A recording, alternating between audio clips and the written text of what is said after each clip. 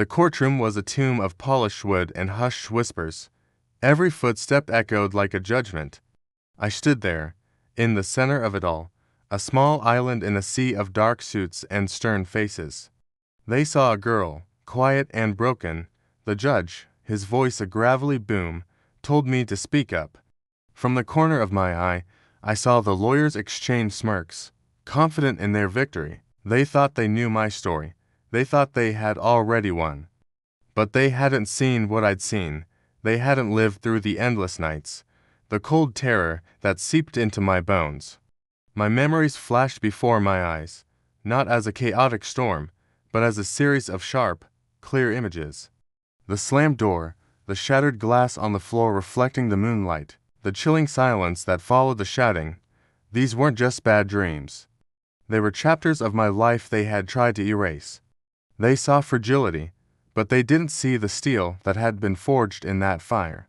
I remember clutching a small, worn photograph, the only piece of warmth left in a world gone cold. It was my anchor. It reminded me of who I was before all this, and who I was fighting to become again.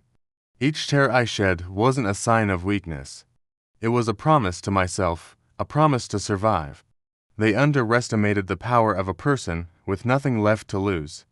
They underestimated my will to reclaim my own truth. The prosecutor droned on, his words a tangled web of lies and half-truths, designed to paint me as unreliable, confused. He presented his evidence, his witnesses, each one adding another layer of paint to his carefully constructed illusion. The jury's eyes darted between him and me, their faces a mixture of pity and doubt.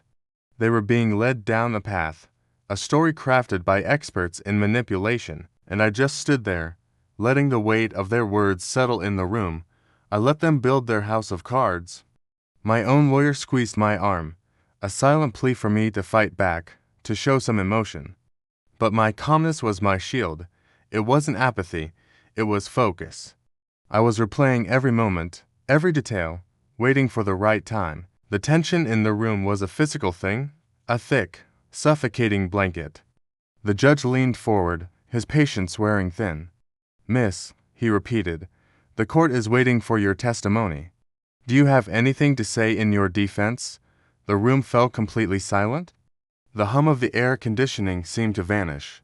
Every eye was on me. The smirks on the opposing lawyers' faces had faded, replaced by a flicker of uncertainty. They had expected tears, hysteria, a collapse. They didn't expect this unnerving stillness. I took a slow, deliberate breath, letting it fill my lungs.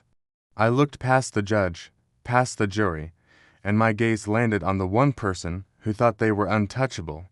I didn't raise my voice. I didn't need to. In the echoing silence of that grand courtroom, my voice was a whisper, but it carried the force of a tidal wave. I said his name. And then I said the one thing he prayed I would never remember, the one secret that connected all the pieces, the single truth that would unravel everything. The words left my lips, simple, undeniable, and devastating. A collective gasp swept through the gallery. The prosecutor froze mid-sentence, his mouth hanging open. The jurors' faces were masks of pure shock. My lawyer stared at me, his eyes wide with disbelief and dawning realization. The judge dropped his gavel, the clatter loud in the stunned silence, but my eyes were fixed on him. I watched the color drain from his face, the confidence crumble into pure, unadulterated fear. The truth was out, and in the silence that followed, I finally felt the weight lift. The house of cards had come crashing down.